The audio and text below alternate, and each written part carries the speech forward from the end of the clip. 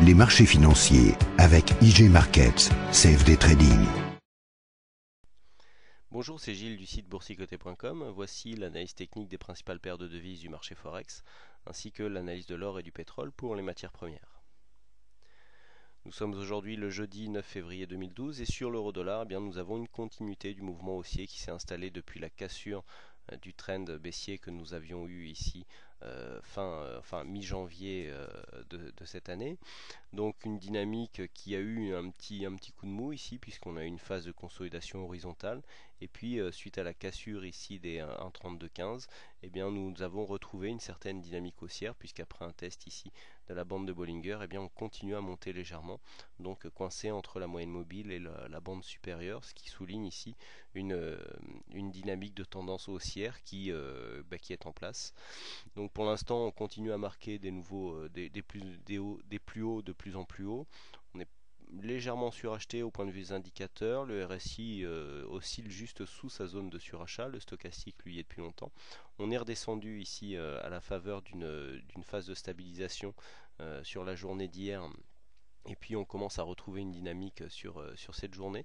Donc continuité ici du mouvement haussier qui serait invalidé ici par une cassure des 1,3213, support sur lequel les cours sont venus s'appuyer. Vous voyez juste après la cassure, c'est assez intéressant. Là on avait une zone de résistance ici. On a cassé cette zone et puis on est revenu tout de suite la chercher comme un support pour confirmer la tendance. Donc ce qui vraiment confirme cette tendance haussière et donc point d'invalidation si nous venions à casser ici cette zone des 1,3212 pardon. On continue tout de suite avec le câble, donc le câble qui lui aussi sur une phase haussière, mais qui est en train de s'infléchir. Vous voyez, on est sur une phase ici d'essoufflement de cette tendance, puisque on voit que du support de la moyenne mobile 20 exponentielle, ici on est passé sur un support moyenne mobile 50, qui serait un peu plus long terme, mais qui normalement est moins dynamique. Lorsque l'on commence à changer ici, à venir chercher des tendances un peu plus longues pour soutenir donc le mouvement, ça prouve que d'un point de vue court terme, on commence à manquer de dynamique et donc on pourrait avoir ici une stabilisation des cours qui pourrait s'opérer juste sous les résistances ici très importantes qui se situent à 1,5850 et 1,59. Donc on pourrait osciller juste sous cette zone avant de repartir sur un autre mouvement. Donc pour l'instant ici on est vraiment sur une phase de stabilisation puisqu'on voit ici les moyennes mobiles qui tendent à se rejoindre et donc qui s'infléchissent légèrement pour commencer à avoir une course horizontale. Donc pour l'instant pas de signe de consolidation notoire, il y a très peu d'attaques de la bande de Bollinger inférieure, ce qui nous donne comme signal qu'il n'y a pas trop de velléité baissière pour le moment. Donc pour l'instant stabilisation des cours. Une cassure des 1,5930 à la hausse nous donnerait un retour de la dynamique haussière et donc qui pourrait repartir sur un nouveau mouvement. Par contre, une cassure ici de ce précédent point bas à 1,5730 nous donnerait un signal de consolidation.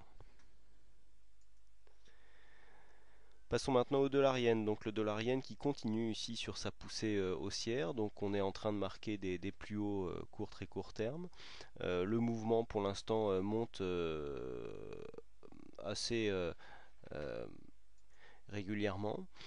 Donc pour l'instant ce mouvement est très propre, il y a très peu d'oscillations, c'est ce que souligne d'ailleurs le MACD. Vous voyez qu'on est légèrement dans la partie positive, ce qui souligne donc cette tendance haussière, mais avec très peu d'amplitude au niveau des histogrammes.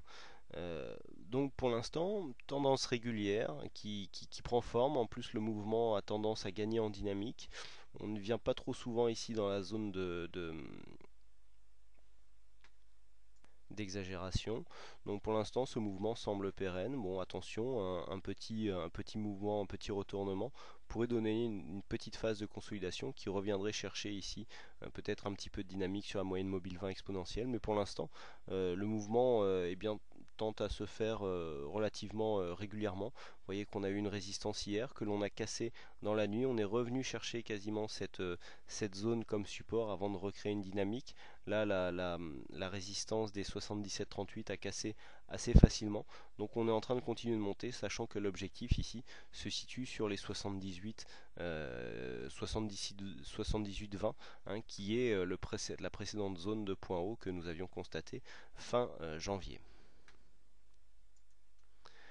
Passons aux matières premières et donc à l'or. Donc l'or qui est en train de se rattaquer ici à cette résistance des 1752 $ l'once, puisque suite à la cassure ici des moyennes mobiles, on pensait pouvoir partir sur un mouvement baissier, mais vous voyez que les cours sont repassés au-dessus de la moyenne mobile, s'en sont resservis ici comme phase de support et commencent à repartir à la hausse.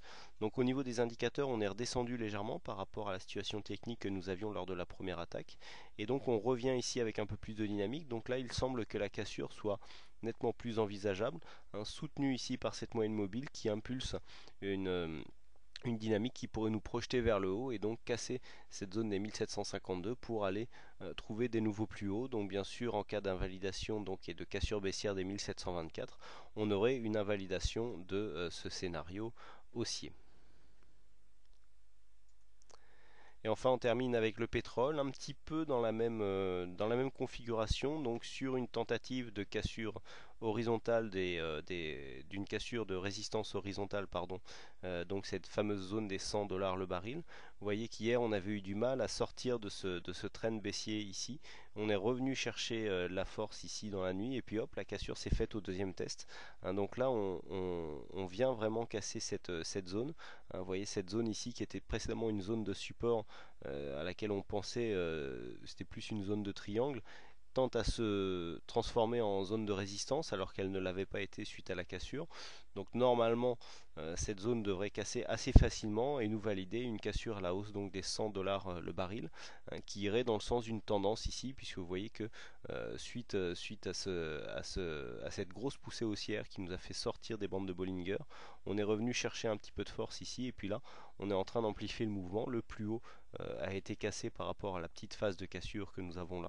Donc le mouvement dynamique devrait nous emmener au-delà donc des 100 $ le baril, sur une zone intermédiaire sur les 101. On a une zone intermédiaire ici à 101,20 qui représente le prochain objectif en cas de cassure haussière.